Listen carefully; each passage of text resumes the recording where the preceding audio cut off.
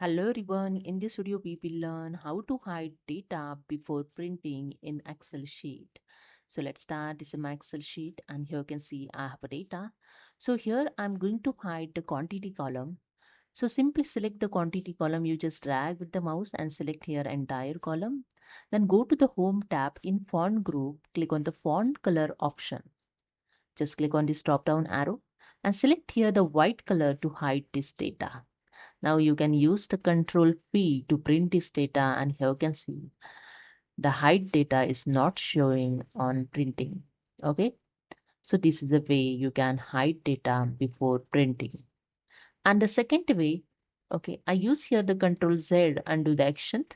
And the second way, I simply select here the category column and this column I'm going to hide. Press the control 1 and here you can see the format cell dialog box is open.